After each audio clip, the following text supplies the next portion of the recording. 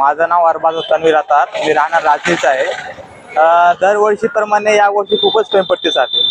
कारण की लोकांना उत्साह नाही राखी वगैरे किंवा मार्केटमध्ये काही खरेदी करायचा.